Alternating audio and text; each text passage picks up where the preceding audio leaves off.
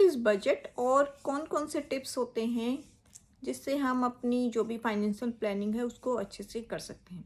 सबसे पहले तो बजट क्या होता है? फाइनेंस बजट बेसिकली हमारा एक रोड मैप होता है, एक हमारी प्लानिंग होती है जिससे कि हम जो भी हमारी इनकम होती है एस्टिमेट करते हैं कि जो भी हमारे एक्सपेंडिचर होंगे वो कैसे कैसे कौन कौन सी चीज़ों पर होंगे। तो हम एक बजट बनाते हैं जिससे कि हम अपना फाइनेंशियल गोल को अचीव कर सकें और अच्छी तरह से अपने फाइनेंसेस को मैनेज कर सकें।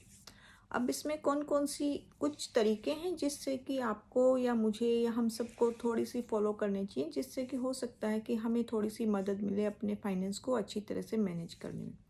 सबसे पहले क्या है कि मान लीजिए मैंने नई जॉब स्टार्ट की है या आप एक स्टूडेंट हैं तो अभी आपकी जॉब लगी है, तो कुछ टिप्स हैं कि जिससे हो सकता है कि आपको थोड़ी सी मदद मिले। सबसे पहले उसमें क्या है कि जैसे अभी आपने नया नया बजटिंग स्टार्ट की है तो सबसे पहले आप ट्रैक डाउन कीजिए या नोट डाउन कीजिए अपने खर्चों को, जो भी आपके खर्चे हैं। अब नोट डाउन करने के लिए आप हो सकता है कॉपी पेन या डायरी में नोट करें या ऐप में करें या आजकल जो भी कंप्यूटर वगैरह में, जैसे भी आपको ठीक लगे। आप जो भी आपके मेन एक्सपेंडिचर हैं, चाहे वो छोटा अमाउंट है या बड़ा है, उन सबको नोट डाउन कीजिए जिससे कि आपको पता चले कि आपके कौन कहाँ पर कितना स्पेंड हो रहा है।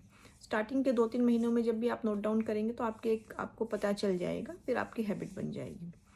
दूसरा इम्पॉर्टेंट पॉइंट है कि जो भी हमारी इनकम होती है या सैलरी होती है उसको हमें 3 पोर्शन में डिवाइड कर देना चाहिए। यह रूल सबको पता है, ज़्यादातर लोगों को, 50-30-20। 50% हमारी सैलरी का स्पेंड होना चाहिए हमारी जो भी नेसेसिटी या ज़रूरतें हैं, जिनके बिना हम लाइफ के लिए जो भी ज़रूरी है, जो बिल है, रेंट है या जो भी है खर्चे हैं, ग्रोसरी, वो सारा उस पर स्पेंड करना चाहिए। 30% हमें अपनी वांट्स पे या जो भी आप चाहते हो, जैसे फॉर एग्जांपल आपको ट्रैवल करना है या बाहर खाना खाना है, घूमने जाना है या मूवी देखने हैं, जो भी हमारी वांट्स होती हैं उन पे स्पेंड करना चाहिए। और जो 20% है वो हमारे इन्वेस्टमेंट में या सेविंग में जाना चाहिए। तो आपको क्या है कि अपना एक रूल बना लीजिए कि 50-30-20। थर्ड इम्पॉर्टेंट पॉइंट है कि जो भी हमारी सेविंग की बात चली कि हमें 20% सेव करना है, उस सेविंग को आप कोशिश कीजिए कि ऑटो मोड में या जो आजकल ऑटो डेबिट चला हुआ है उसमें आप अपने सिस्टम में बैंक में लगा दीजिए, जिससे कि आपको सोचना ना पड़े कि मेरी सेविंग में जाएगा या इन्वेस्टमेंट में। आपने अगर मान लीजिए कोई आपकी सिप चल रही है या कोई आरडी चल रही है बैंक में, तो आप एक फिक्स डेट पर उसको ऑटो डेबिट कर सकते हैं, जिससे कि आप रिलैक्स होकर वो आपका इन्वेस्टमेंट चलता रहेगा, आपको सोचने की ज़रूरत नहीं है।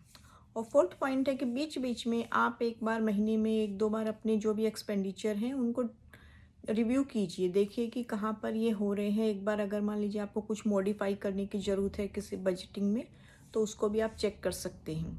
और एक लास्ट पॉइंट है कि फिफ्थ पॉइंट है कि कई बार क्या होता है कि हम, जैसे आजकल सब टेक्नोलॉजी का ज़माना है, इतनी ऐप्स हैं, इतनी मेंबरशिप हैं, तो हम एक सेकंड कई बार लगता है कि हाँ इसकी मेंबरशिप ले लेते हैं, जो कि हम बाद में यूज़ भी नहीं करते हैं। जैसे मान लीजिए फूड के ऐप्स हैं या दूसरे इंटरटेनमेंट के हैं, तो अगर मान लीजिए कोई ऐप आपने ले रखी है, अगर आप उसको चेक कीजिए कि आप यूज़ कर रहे हैं कि 2-3 महीने से आपने यूज़ नहीं की, तो अगर आप यूज़ नहीं कर रहे तो ऐसी है जो अभी सब्सक्रिप्शन बेस्ड हैं चाहे वो, तो आप उनको कैंसिल कर सकते हैं। इससे भी थोड़ा बहुत अमाउंट आप सेव कर सकते हैं। तो हो सकता है ये स्टार्टिंग के कुछ चीज़ें हैं जिससे कि आपको फ्यूचर में अपना एक अच्छी फाउंडेशन में बेस बनाने में हेल्प होगी इन्वेस्टमेंट के लिए। Thank you for watching. Please do like, share and subscribe my channel. Thank you so much.